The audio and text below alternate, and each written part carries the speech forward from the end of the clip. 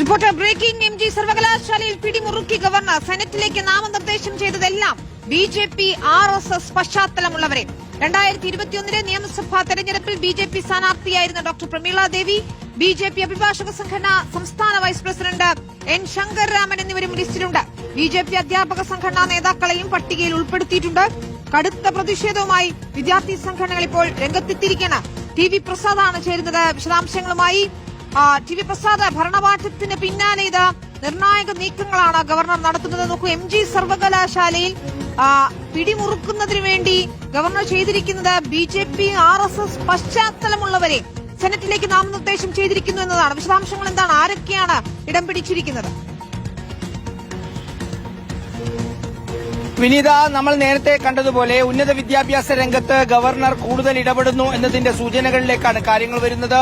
ഇടപെടുന്നു എന്ന് മാത്രമല്ല, അതൊരു കാവ്യവൽക്കരണത്തിലേക്ക് നീങ്ങുകയാണ് എന്ന വിമർശനമാണ് കഴിഞ്ഞ സർക്കാരും അതുപോലെ തന്നെ LDFും മുന്നോട്ട് വെച്ചത്. ഇപ്പോഴിതാ UDF സർക്കാർ അധികാരത്തിലേറ്റതിനു ശേഷവും ഗവർണർ അവർക്ക് വേണ്ടുന്നവരെ നോമിനേറ്റ് ചെയ്യുകയാണ് എന്നുള്ളതാണ്. മാത്രവുമല്ല വിനീത, നമ്മൾ നേരത്തെ കേരള സർവകലാശാലയിൽ അടക്കം കണ്ടതാണ് ഉന്നത വിദ്യാഭ്യാസ രംഗത്ത് എങ്ങനെയാണ് ഗവർണറും ഗവർണറുടെ പ്രത്യയശാസ്ത്രവും പിടിമുറുക്കുന്നത് എന്നുള്ളത്. ഭരിക്കുന്ന സർക്കാരുകൾക്ക് ഒരു മുൻഗണനയും കൊടുക്കാതെ ഗവർണർ നേരിട്ട് പല കാര്യങ്ങളിലും ഇടപെടുന്നു എന്നുള്ളതാണ്. ഇപ്പോൾ MGയിലെ 30 അംഗങ്ങളിൽ ഏതാണ്ട് 30 അംഗങ്ങളിൽ 19 പേരുടെ പട്ടികയാണ് ഇപ്പോൾ ഗവർണർ കൊടുത്തിരിക്കുന്നത്. ആ 19 പേരിലാണ് ബഹുഭൂരിപക്ഷവും എന്നല്ല, ഏതാണ്ട് മുഴുവനും എന്ന് തന്നെ പറയേണ്ടി വരും. RSS BJP രീതിയിൽ പ്രവർത്തിക്കുന്നവരാണ് എല്ലാവരും എന്നുള്ളതാണ് ഇതിലെ പ്രധാനപ്പെട്ട കാര്യം. ഇതിനെതിരെ വിദ്യാർത്ഥി സംഘടനകൾ ശക്തമായി രംഗത്ത് വന്നിട്ടുണ്ട്. നമുക്കതിലെ കുറച്ച് ആളുകളിലേക്ക് പോയാൽ വിനീത, 2021 നിയമസഭാ തെരഞ്ഞെടുപ്പിൽ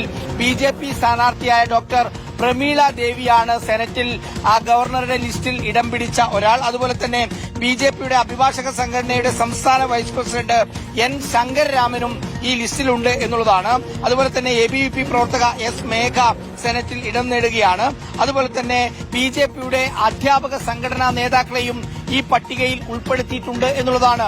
ഇത് MG സർവകലാശാലയിൽ മാത്രമല്ല വിനീത, നേരത്തെയും RSS വൽക്കരണം വ്യാപകമായി ഗവർണർ നടപ്പിലാക്കുന്നു എന്നുള്ളത് പൊതുവിൽ ഇടതുപക്ഷവും CPIMും എല്ലാം മുന്നോട്ട് വെച്ചിരുന്നു. അതിശക്തമായ പ്രതിഷേധവും അന്ന് ഗവർണർക്കെതിരെ ഉണ്ടായിരുന്നു.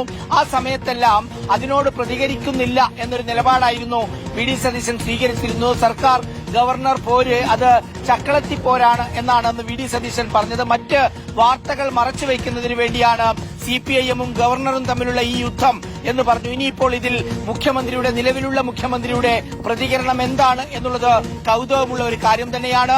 ആ സർവകലാശാലകളെ മാത്രമല്ല, ആ ഉന്നത വിദ്യാഭ്യാസ സ്ഥാപനങ്ങളെ മാത്രമല്ല, നേരത്തെ ലോക് ഭവനിലും ഇതുപോലെ ആ ഭാരതാംബയുടെ ചിത്രം ഉയർത്തിപ്പിടിച്ചുകൊണ്ടുള്ള വിവാദം നമ്മുടെ എല്ലാവരുടെയും മുന്നിലുണ്ട്. ഗവർണർ അവരുടെ പ്രത്യയശാസ്ത്രം അപ്പാടെ കേരളത്തിലെ ഉന്നത വിദ്യാഭ്യാസ മേഖലയിൽ നടപ്പിലാക്കുന്നു എന്ന വിമർശനമാണ് ഇത്രയും കാലം CPIMും അതുപോലെ DYFIയും SFIയും പോലെയുള്ള എല്ലാ സംവിധാനങ്ങളും പറഞ്ഞത്. ഇതിപ്പോഴിതാ UDF സർക്കാർ അധികാരത്തിൽ വന്നതിന് ശേഷവും ആദ്യമായി കൊടുത്ത MG സർവകലാശാലയിലെ 19 അംഗ സെനറ്റിലേക്ക് ഏതാണ്ട് പൂർണ്ണമായി BJP RSS പശ്ചാത്തലം ഉള്ളവരാണ് എന്നതാണ് വിനീത.